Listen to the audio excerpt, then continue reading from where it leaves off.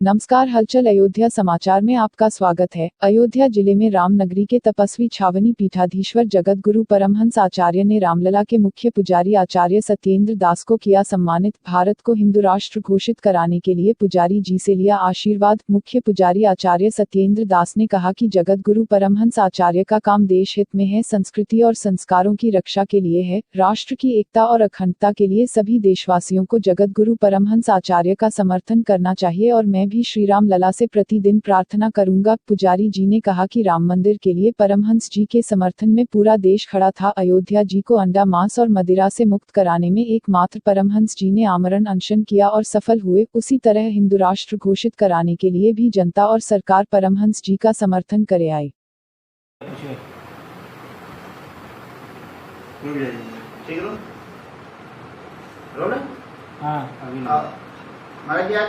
जगत गुरु खुद परमहंस आचार्य आपके पास आए, आपको दंडवत किए, हिंदू राष्ट्र को लेकर आशीर्वाद दिया है, क्या कहेंगे? देखिए, बहुत अच्छी बात है।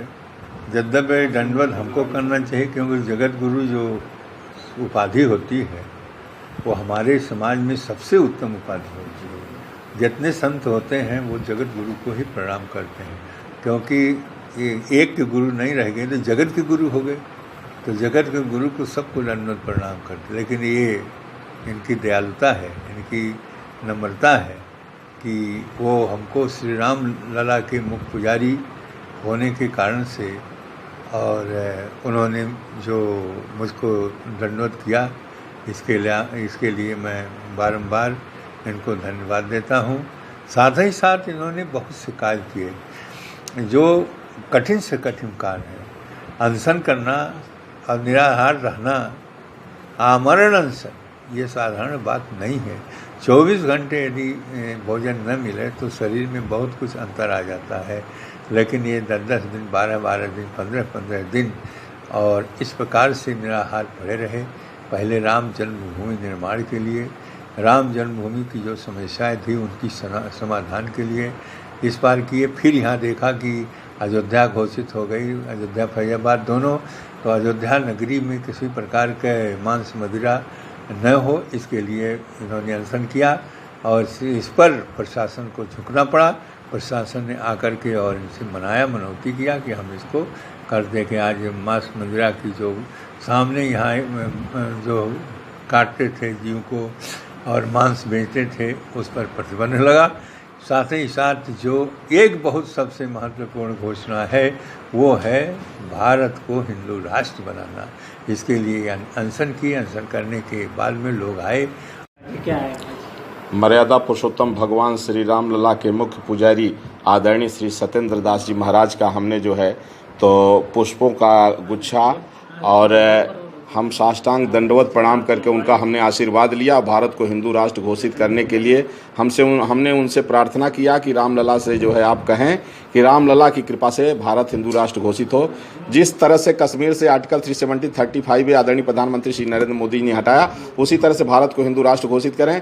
और हमने जो भी काम किया है मर्यादा पुरुषोत्तम भगवान श्री राम लला के दिव्य भव्य राम मंदिर निर्माण के लिए, जब हमने जो है 12 दिन तक आमरण अनशन किया था, जब उत्तर प्रदेश के यशस्वी मुख्यमंत्री योगी श्री आदित्यनाथ जी ने तोड़वाया था, उस समय मैं मुख्य आदरणीय पुजारी जी से हमने आशीर्वाद लिया था और उसमें थे।